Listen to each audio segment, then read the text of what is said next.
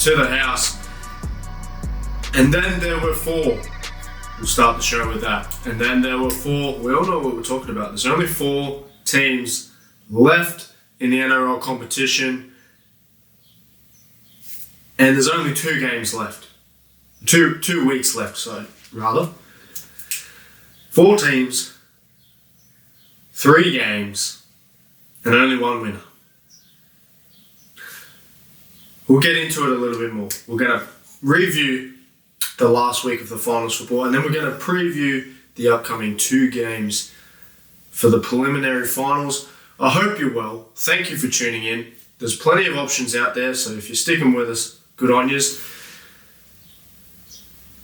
An incredible past weekend of football. Maybe that's a little redundant. It's finals football. You're always going to have incredible games. Nevertheless, we put it out there. It's out there. Some of these games, crackers. Absolute crackers. That is what you have to expect from a semi-final weekend. With these caliber players, these caliber teams, you're going to get great games. And we've got 3 games left remaining in the season. 2 of them we know who is versing each other, and boy are they great games. And then obviously the grand final, the weekend after, remains to be seen who will feature in that bout. But let's talk a little bit about semi-final weekend. You had the Sharks Raiders Saturday night, and then Sunday Arvo you had the Bulldogs versus the Penrith Panthers. Let's talk about the Sharks Raiders. If you've been listening, if you've been watching, you know by now that this guy right here is a Cronulla fan. So, for whatever I'm about to say now, talking about this game, keep in mind that it will be biased. I will not apologise for it being biased. So bear that in mind. If I'm being honest, I was not completely confident the Sharks had what it takes to do in the Raiders the way that they did. Ricky is an incredible coach. He's got a lot more experience than Craig Fitzgibbon. He's got a lot more finals experience than Craig Fitzgibbon. The Raiders have been red hot all year. Best team all year. That's why they won the minor premiership. That's why they were in talks for a grand final feature by almost everybody. You know, I even thought they definitely had what it takes to make the grand final. And whoever they were opposing put in a good run and potentially win it all. Thought their forwards have been incredible all year. Like I already mentioned, Ricky's a great coach. Ricky is a great coach, but he has the ability to also get his troops ready for the occasion, for the event that is right in front of them, more so than a lot of other coaches have the ability to do. Kyle Weeks, Ethan Strange, Tom Starling, Joseph Tarpany. They've got superstars all around the park. And this year they've managed to put it all together until this past weekend. But let's look at week 1 of the finals. Raiders-Broncos. The way that game unfolded, the way that game ended, you knew whoever lost and whoever had to play the next week was going to be at a disadvantage automatically because of the extra, 15 minutes of game time? And not just normal game time, super high, intense game time with everything on the line. Players busting their guts, trying everything, defending for their lives, defending for their season. You knew whoever lost that game was going to be in for it tough the next week. And the winner of that game, Brisbane, get a week off. How fucking crucial is that week off after that game? Now, I still think Penrith can do them in. We'll talk about that later. But any team coming out of that type of game just was going to be automatically down one level than their opposition. They just would have been tired, would have been a little bit demoralised by the loss, especially how the Raiders lost, thinking they won it, twice? Only for it to come back and then the Broncos end up winning. So Raiders automatically a step below whoever they were going to verse. Sharks have had an incredible finals run. Leading up to the finals, the final round of the regular season, they do win. Some people think the best team in the comp, the Bulldogs. The Sharks play an outstanding game, win against the Bulldogs, first week of the finals. They beat the Roosters who were red hot at that moment, who had points in them for days. Sharks kept them to 10 points, I think. And then they come in week 2 of the finals and take down the minor premiers by 20 points. So this finals run by the Sharks, finals run plus regular season, so we'll just say the last 3-game stretch has got to be one of the best 3-game stretches we've seen in a long, long time. The Sharks, who a lot of people counted out, and rightfully so because of their past record, a lot of one-and-dones in the last 6-7 years for Cronulla. So understandably, people thought, probably do it again. Can Nico step up to the moment? Is Craig Fitzgibbon actually a good coach? They keep getting there, Cronulla. They keep finishing top 4, top 6. Then they get to the finals and they keep losing. Albeit close, a lot of close losses, but they lose. Now Cronulla shut them up the first week, and then they take down the minor premiers and shut everyone up once again. And now, heading into week 3, the preliminary finals, they now face a well-known rival in the Melbourne Storm, a grand final rematch in the Melbourne Storm, and a team that all Cronulla supporters remember absolutely flogging in the 2016 grand final. Now I say flogging metaphorically because the score was only 2 or 4 points. Was it 18-14 to Cronulla? So I don't mean flogging in terms of scoreboard. I mean flogging as in absolutely beat the quote-unquote best team in the competition that year and took down Craig Bellamy, Cameron Smith, Cooper Cronk, Billy Slater, Jesse Bromwich, all the other outstanding players that Melbourne had, and Cronulla won their first grand final. That's what I mean by flogging. Alright, obviously I'm a Cronulla fan if I'm just going to ramble on about 2016 grand final. Can we do it again? Yes. Excuse me. So, the Sharks have had an impressive run. They've had impressive wins. The Raiders didn't step up to the moment. And, if you don't step up to the moment, there's no second week. There is no see you next week at this point in the finals. So, Cronulla win. Cronulla look absolutely good. A few errors in them still. We'll see if Melbourne can make them pay for that, but they've got points in them. Nico played well, Trindle played well, Mulatalo played well. Nico off the bench he's got to be one of the best interchange players ever. Obviously, he's a starting player, but he's coming off the bench the last couple of weeks. Teague Wilton had a good game. Billy Burns had a good game. What a meat pie that was. Cronulla, every win these last few weeks, their confidence grows. Their supporters' confidence grows. My confidence has grown in them. Nico plays on confidence. So, the more confident he is with his play making, his ability to lead on the park as a half, his goal kicking, the more confident he is, the better performance you're going to get out of him. It sounds too on the nose, but Nico is a confident player. He plays according to his confidence level. So with him growing in confidence the last few weeks, it only serves Cronulla much, much better coming up this week in the preliminary final. Okay, let's move on and let's talk a little bit about the Bulldogs Penrith. Who would have seen this coming? Oh wait, everybody in the last 6 weeks. Penrith, doing what Penrith do and just dominating finals games. Cleary, Yeo, Edwards, Toto, they all step up when it counts. They all now have the experience. They are the top level caliber players. Ivan Cleary is a top level caliber coach, and now he has a ton of finals coaching experience.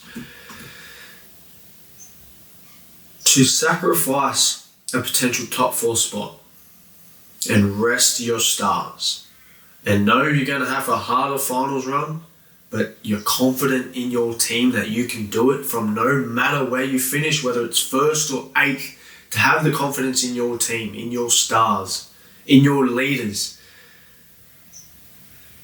to make your way through these teams, no matter where you finish, that's so valuable to a club. For a coach to have that type of confidence in his team, and obviously the confidence has been brewed and germinated from undeniable evidence that they can actually win it. They win it 4 times, they've been to 5 straight grand finals. Obviously he's going to have confidence in these players, in this core playing group that have been there for them all, to do it again, or at least to give them the best chance to do it again. So confidence doesn't only come from talent, it comes from stacking up your undeniable proof that you can do what they've been doing. And that's what Ivan has in his core playing group. And they just came out and absolutely wiped the floor with Bulldogs. Now, to preface this, obviously we all know that Canterbury is a completely different side when Stephen Crichton is in that squad. His leadership, the way he plays, his presence to that team, his ability to control the tempo of the way that that team plays, to control the emotions in that team when maybe a Toby Sexton doesn't have it, a Kickow maybe doesn't have that ability, Marnie definitely doesn't, a Galvin definitely doesn't, Matt Burton's in the centres, he struggles to do it from that position. He can do it in the halves, but from the centres he can't. So Crichton's ability to actually maintain control of his playing group and lead them into a calm, steady ship, that is critical, and you saw that they just didn't have that on the weekend. Now, Penrith will probably go to do what they did, no matter if Crichton was in there or not, but I think Bulldogs may have put up a bit more of a fight, maybe a bit more of a fight for longer than they actually did if should Crichton have actually played. You look at maybe the first 20 minutes, 25 minutes, it actually was pretty close. It was, 12-8 to Penrith at that point. At that point, you're like, okay, we have a good game here. We have a competitive clash. And then Penrith, they went in. And then they went in again. And then, oh, look at this, they're in again. And they're in again. And they're in again. Alamotti was just having a field day. Him and Toto having absolute field days with tries. And this is what you have to expect from Penrith. We've talked about this before. Matty Johns, on his show, when Penrith were going through their lows, when they were sitting last on the table, they just did not look like the Penrith of old in the last few seasons. Matty Johns said, Penrith are the type of team that all they have to do is make it in that 8. They just have to finish in that 8. They can win it from there. If they get to that 8, they can win it from 8th. They're that type of team. They just have to get to that 8th position. And that's what they did. They made it into that top 8. What a last run. That last half of the season for Penrith. They won. Here comes Penrith. Oh my God, are they doing it again? Oh my God, here they come. They got it. They got in the 8th. Now look at what they're doing. Easy win over the Warriors. Easy win over the Bulldogs. Now they're going up against the Broncos, they've got Broncos number 2 years ago, 2023 Grand Final.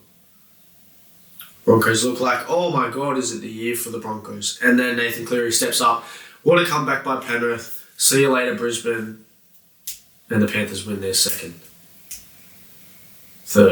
Their third. So, Penrith, I mean, everyone deep down inside goes, shit. Fuck, they're going to do it again, aren't they? Shit. Fuck. Oh, they're going to do it again, aren't they? That's what everyone is thinking inside. And Penrith supporters are going, fuck. Bloody hell, that Cleary bloke's good, isn't he? Told you. Penrith fans going, I told you. Never lose faith. And I guess that's a good lesson. To never lose faith. Especially when you got the best player in the league leading your troops around the park in that number 7 jersey. So Bulldogs just, they just didn't have what it takes to keep up. They just didn't have what it takes to keep up with Penrith. When Penrith are on in the finals, they have so much experience in that high pressure game. They just stepped up and the Bulldogs didn't. So the Bulldogs will now have a few questions to reevaluate, answer in the off-season. Was the whole Galvin trade worth it? Did messing up that working combination, that working process, worth it? This team that they've been building for 2-3 years, is it good enough to actually win a comp? I think it is. I think they've still got good players in their core. Obviously, Burton, Crichton, Kikau. Galvin will develop.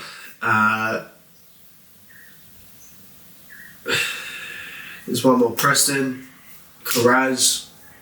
They've got good players. They've got good coach. I think they are good enough to get there. They just came up against a team that's better on the weekend. But, Bulldogs, they'll have some thinking to do.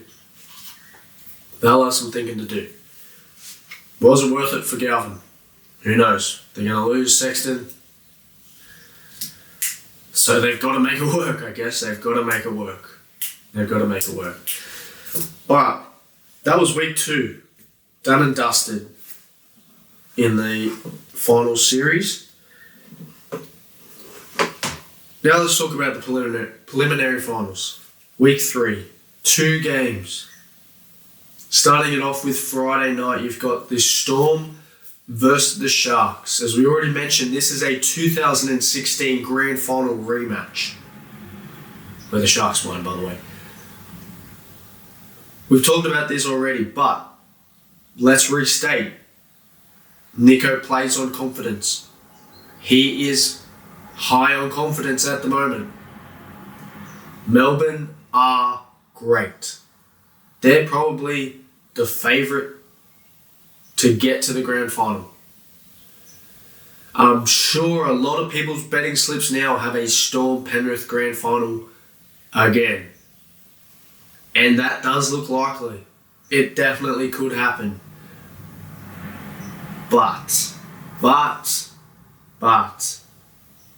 if the Sharks play the way that they've been playing in the last 3 weeks, they have an excellent chance to put the Storm on their ass and make it to a Grand Final. The Sharks are their worst enemy. The Sharks are their own worst enemy at times. You see it in glimpses last weekend, the errors, the carelessness, the lack of discipline, the lack of leadership in the halves at times, particularly on the last tackle. You see it in glimpses, and when that creeps into their game again and again and again throughout a game, that's when they lose.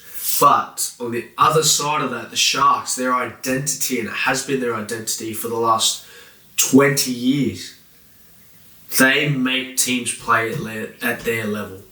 They make it dirty, they make it scrappy, and they bring their opposition down to that same level. And the Sharks at that level can play better than bringing that opposition down to that level. Melbourne, on the other hand, have a identity of playing at such a high class level that they completely just blow past their opposition. So it will be a battle of which team can maintain their identity the best throughout the game. That is how this game is going to play out. Can Cronulla make it dirty, make it scrappy, make it gritty, force the errors with Melbourne? Good line speed. Don't give Melbourne field position. Pressure on Grant out of half, dummy half. Pressure on Munster at half. Absolutely target Jonah Pezzett all day. In defence, pressure in attack. If the Sharks can do that, they have such a good chance of winning this game. And then on the flip side, if Melbourne stay error-free, completion percentage up, working down the field, great attacking kicks, great positional kicks, just kick downfield, trap Cronulla in the corner, make them work out of their half. Melbourne get it back, they're now in attacking position. That's their game plan. Grant working out of half, 40-20 here. Munster working off the ball, line break here, line break there, tackle break here, tackle break there. Jonah Pezzett controlling the flow of the game. That's their identity. That's what they want to do. So this will be a battle. Who can maintain their identity the best? Now, I'm sure Cronulla are Melbourne are favourites. I'm sure. Let's actually have a look right now so we can get some specific odds. Because if you're a betting man or woman, I'm sure you'd be looking to these two games and saying, where's the value? Here we go. Melbourne Storm, $1.45 to Cronulla's $2.76. While we're on it, Penrith are favourites, $1.74 to Brisbane's $2.10. As you'd expect. Those lines are as you expect. So Friday night, in the 2016 Grand Final rematch, who can maintain their identity? Who can not necessarily get trapped by their opposition in playing a different game style or game plan that they have actually rehearsed? Can Cronulla drag Melbourne down? Can Melbourne stay at their level and just fly by Cronulla and do what they just want to do? We'll see. But I tell you what, confidence is a thing of beauty when you have it. So watch out for Nico. That's all I'm saying. Watch out for Nico. Alright, and then Sunday Arvo. Why is it Sunday Arvo? Why we don't have any football on Saturday? Who knows? It's just the way that the NRL has decided to do it. Sunday Arvo football. Penrith versus Brisbane in the 2023 Grand Final rematch, where if you're a Broncos fan, you're probably still hurting. You looked good in the first half of that game. You looked good. But then Nathan Cleary decided that enough was enough and he was going to take matters into his own hands. And turns out there was an S on his chest and a cape behind his jersey. And he decided to put the team on his back and score a couple of tries, flip the script, and send Brisbane packing. Nathan Cleary put on an absolute masterclass in the second half of that game and basically won the game for Penrith. A beautiful comeback it was, one of Cleary's best performances, considering the occasion. Can he do it again? Or have Brisbane got a different set of results in mind? I'm sure they do. Now, they've had a week off from the Raiders game, like we talked about earlier in the show. They've had a week off now, whereas Penrith have played 2 intense final games in a row. So that only serves Brisbane in their favour. Like I talked about when we previewed Raiders Broncos, we're going to stick with the same type of prediction. First of all, I predict that Penrith will win because I think they'll just do what they do. They're seamless in attack. They all know what they're doing. They've done it for so long together at such a high level together. They're just going to do what they want to do. Similar to the Storm, like we talked about. But the Broncos, if they can play expansive, open up Penrith's defence, shift it inside their half, get Katoni and Reece Walsh some early ball. If they can do that, if they can have the guts to do that early in the game, early in their half, it's brave. But if they do that, they set themselves up to actually score points that the way that they are used to scoring points. They're flashy. They're a bit unpredictable. Their second phase. They need to be doing that if they want to give themselves a chance to actually outscore and win against Penrith. Because if they just play the get in the grind, hit up, kick, try and trap them down in their half, return serve. If they try and get into that battle with Penrith will eventually find a way out of that grind and get themselves in an advantageous position. Whether it's a Cleary 40-20 or even a Mitch Kenny 40-20. Whether it's forcing Brisbane's errors, whether it's Cleary kicking penalty goals to break open the scoreboard, Penrith they're too smart, they're too experienced at this level to just stay in the grind with a team like Brisbane, who can be erratic, who can force things too much and end up with errors, who can sometimes fall apart from teamwork. But on the other hand, when you put in that 10-minute period that Reece Walsh had against the Raiders when he came back off the sin bin, that's got to be that 10-minute performance from Reece Walsh single-handedly getting Brisbane back in a position to win that game, because the Raiders were up 14 points, I think, when he was in the sin bin, something like that. It looked like Raiders were going to win for all money. Reece Walsh comes back on, try, set up, try. Just absolutely dominated Canberra's defence in that period. If he can do that, and I don't think he can, because I think Penrith are at a different calibre than the Raiders in a finals game. Easier to say that now that the Raiders have lost. But that's what you need from Reece Walsh, and that's what you need from Brisbane. The flashy stuff, the off the cuff. Give Reece the ball. Give Katoni the ball. That's what Brisbane do. That's when they're confident.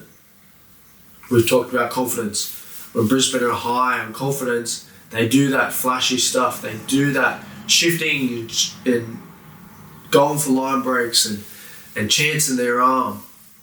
When they're low on confidence, they try and do the regular hit up, kick downfield, tackle, hit up, try and get in the opposition's 20. When they do that, they kind of just go with the motions too much, and they don't actually end up putting much on.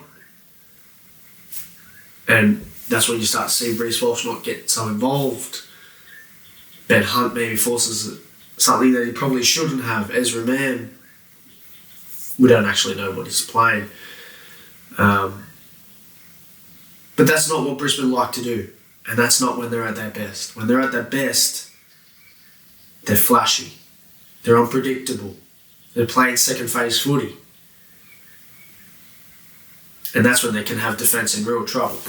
So that is the way that I see Brisbane needing to play to give themselves a chance of beating Penrith. And Penrith are just going to do what they've been doing. Cleary, they're going to work in the middle, and then it's going out to Edwards, and then Edwards is on either side floating around delivering to Tuolangi or Toto or Alamotti or Tango or McLean, and then they're just going to do their thing and then find their way to the try line and find ways to put points on the board. That's what Penrith do. Alright, prediction time. Penrith Broncos. Penrith win. Scoreline, let's say, I don't think it'll be too high scoring because I think Penrith have the ability to shut down anything that Brisbane want to throw at them, and then Brisbane will get a little salty and then probably not throw anything at them. So I'm going to say Penrith 28 to Brisbane's 14. And I think Brisbane's points, at least most of them, probably come late in a late flurry trying to win. We're going to say Penrith 28. The Broncos 14. And that puts Penrith in one slot in the grand final. Shocker, huh? I've never seen that before. And then I'm going to go with Cronulla. Do you really expect me to not pick Cronulla? Come on. We're going to go Sharks in a very close game. Eerily similar to the 2016 grand final. I'm going to say Sharks 20. Melbourne 16. So not as high scoring, but a closer margin. And that makes